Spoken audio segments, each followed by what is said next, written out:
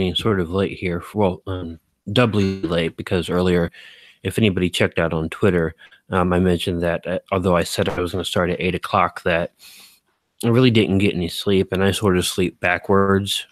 I'm more of a person who likes to stay up overnight and sleep during the day, but I just wasn't tired until around 2 o'clock in the afternoon. So I needed some sleep or I wouldn't have been able to do this at all. So I delayed it until 8 o'clock, 10 o'clock. And I forgot to mute the thing. So ha ha ha ha ha. I heard myself talking there. But so I got up about 40 minutes ago, and I was all groggy, and it was just fun. The worst part of waking up is, well, waking up, but usually the worst part of it is the first few minutes being like, oh God, who am I? The worst thing though is that Drusilla was sleeping at the foot of my bed, and I was not aware when I woke up. So I woke up, I moved, and accidentally kicked her off the bed, and she wasn't quite happy about that. She got up, she ran across the room, looked at me like, why? But then she came back, and I got to pet her and stuff, and she was okay. Oh, thanks, Claire. You can fall asleep to my sexy voice. I think I sound like a dork, but I appreciate that. John, Papa, yeah, I'm doing great. Thanks for asking. Hey, Lex. Hi, Amazing Lover. I like that name. Claire, how you doing? I hope it's well. Megan, hey back. And Francisco Ramirez versus Killer Orange Cat versus Swamp Dweller at the same time. Oh my God. I'm competing with one of the great horror streamers here. He's a great guy. Actually, I'm glad somebody mentioned that because I'm going to be appearing on one of his videos, and I really had to make sure that I record those stories tonight. He's pretty cool and pretty patient. Though anybody who has really worked with me in a collaboration knows that they have to be patient because I'm like the king of delays. And I think that you also know that I delay things all the time anyways. Like, oh, I'm going to do the stream at 8. Oh, I'm going to do that at 10. Okay, 10:15. But, oh, thanks, Gene. I actually am doing a lot better right now. So appreciate that. Now, can I say hi to everyone who said hi to me so far?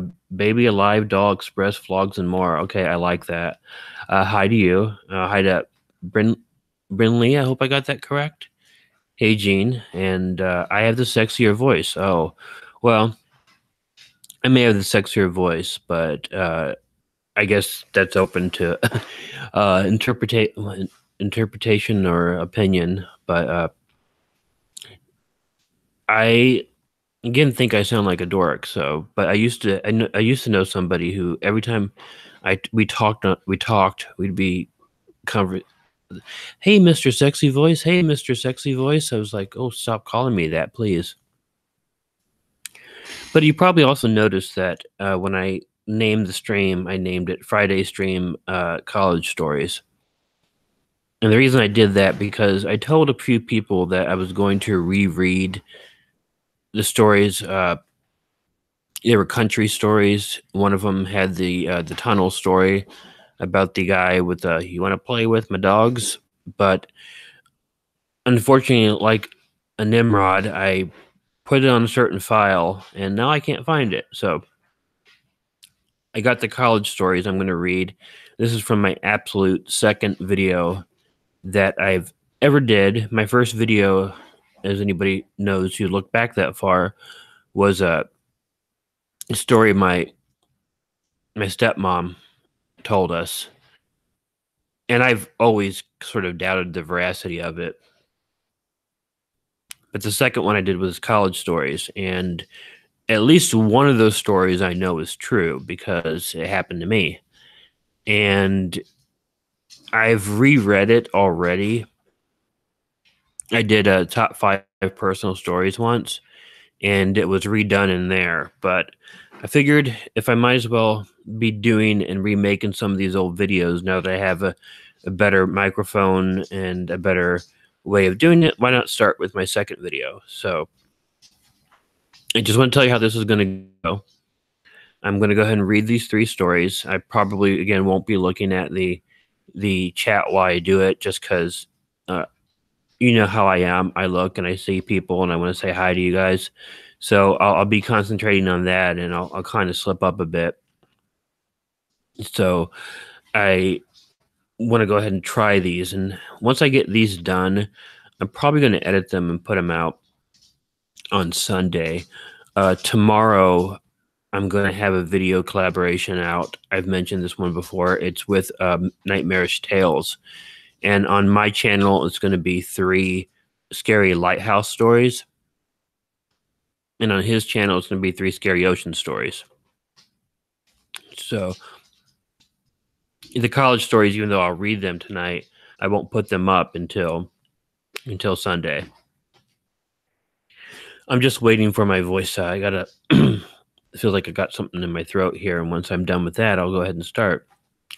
Corey, thanks for the good wishes. I am feeling better. And hi, Invader Jill. So anyhow, I will go ahead and read those 3 stories.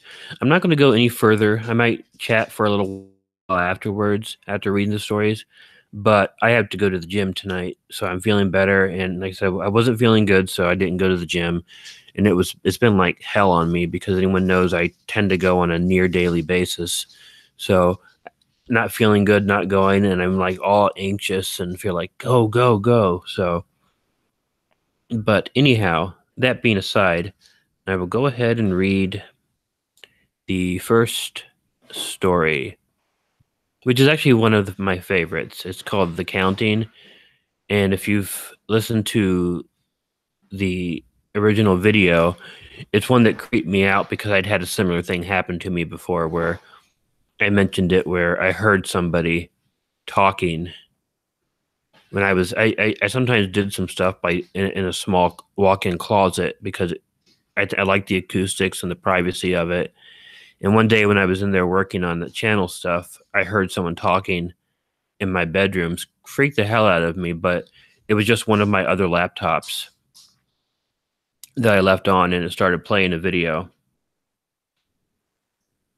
Hey there, Paisley Rhino, and oh, thanks, Gene. If anybody here, that's something I should mention too.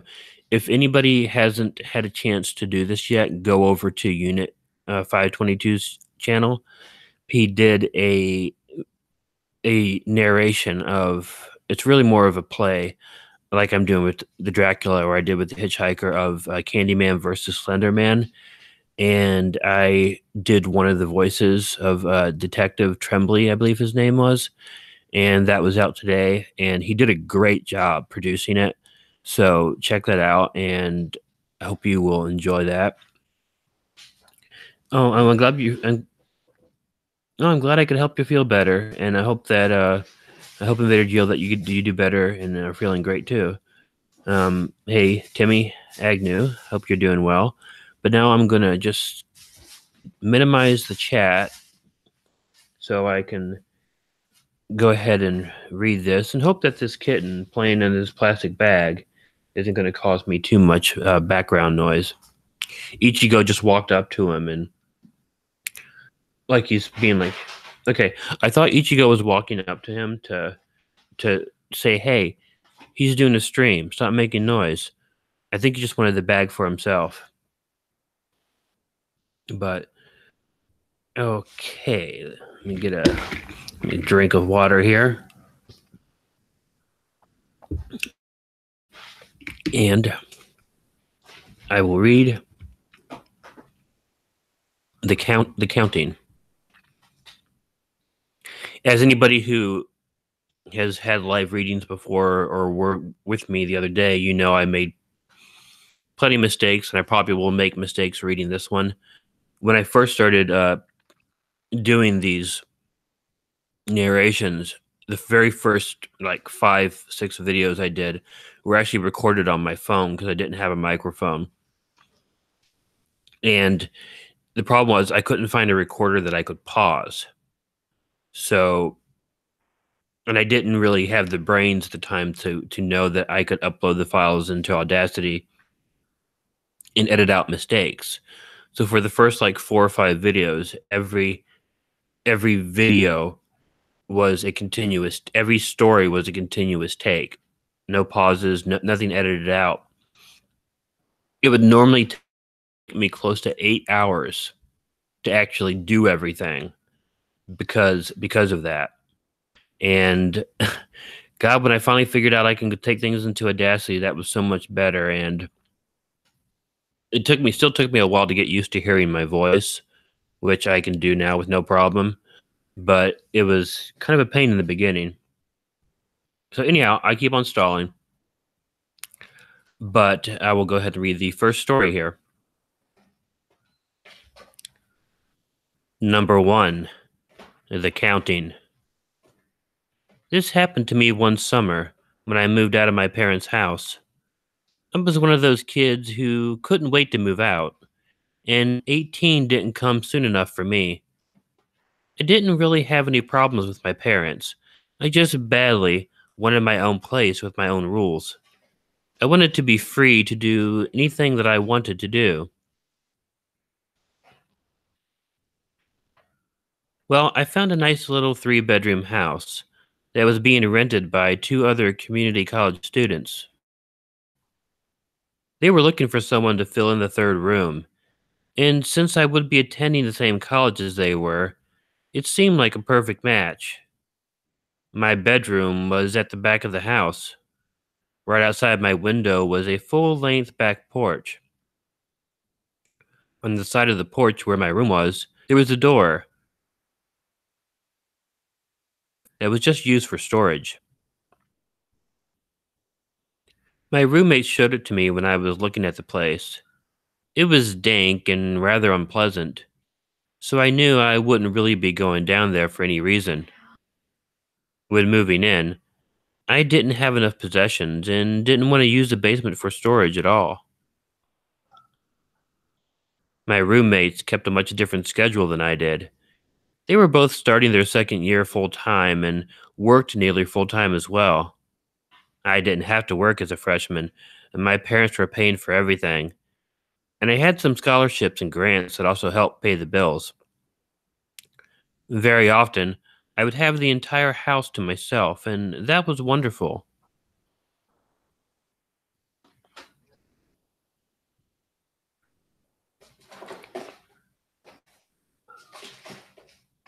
Although I didn't spend much time in the common area of the house, preferring to keep to my room, it was still nice to have a nice and quiet place that was just mine all the time. That was just mine all the time. After I'd been in the house for nearly a month, I got back to having the place to myself. I got very used to having the place to myself. It was the middle of September, and I was just trying to settle into my first year of school. My psychology class was having its first test, and I thought I would take advantage of the nice and quiet house so I could study. When I got home from the class late afternoon, to absolutely no surprise, the house was completely empty.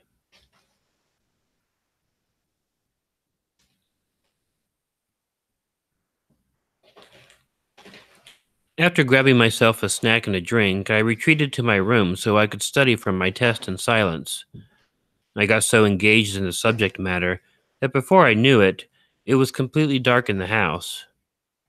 I was using a flashcard program on my laptop to study, so the lights were off. Sitting at my desk, I had only the light of the computer screen illuminating the room. Around 11 p.m., I realized that I hadn't gotten anything to eat, so I got up and walked into the kitchen to get myself some food and a drink. After grabbing myself a sandwich and a can of cherry Coke, I turned the kitchen light off and began walking back towards my room. I stopped, though, when I thought I heard something. It sounded like someone was talking. Even though it was dark in the room, I stopped and tried to listen. After a moment or two, I hadn't heard anything else, and figured it was most likely my imagination. Once I got back to my room, desk, and went back to studying, I kept the lights out, because it was easier to focus on the computer screen that way. After about 30 minutes, I thought I heard something again. I cocked my head and tried to listen, wondering what could be wondering what could keep getting my attention. I almost called out to see if one of my roommates had returned home, but I knew that couldn't be the case. None of them were ever particularly quiet when they arrived. I tried to go back to studying, but then I heard something again. I cocked my head and listened closely. What what I heard caused me to go cold inside. In a distinct male voice, I heard counting. 1, 2, 3, 4. 1, 2, 3, 4. 1, 2, 3, 4. 1, 2, 3, 4. I wasn't sure what to do. The voice was not the voice of either of my roommates. It was clearly an older male voice, and it was repetitive counting over and over again. My first thought was that it had to be someone that broke into the house. My roommates would have told me if anyone else would have access to the house.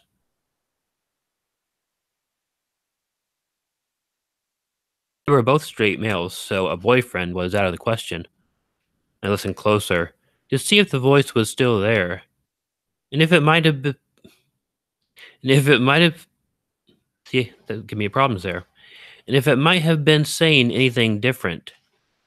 As I cocked my head, though, all I heard was 1, 2, 3, 4, 1, 2, 3, 4, 1, 2, 3, 4, 1, 2, 3, 4. Not knowing what was going on, but certain that there must be an intruder in the house, I decided that the best thing to do was make it seem like I wasn't at home. Slowly, I closed the lid of my laptop and sat at my desk in darkness. Quietly, I got up and made my way over to my bed, which was against the wall of my roommate's bedroom wall, and listened. Listening through the wall, I heard again 1, 2, 3, 4, 1, 2, 3, 4, 1, 2, 3, 4, 1, 2, 3, 4. Whatever was going on, there was definitely someone other than me in the house. I couldn't assume that I knew why he broke in or if he knew I was there. The only thing I could be sure about was there was someone there, and I had to keep myself as quiet as possible. So I curled up against the wall, so I could listen in the other room and know if, for any reason, the person would leave my roommate's room to go elsewhere in the house.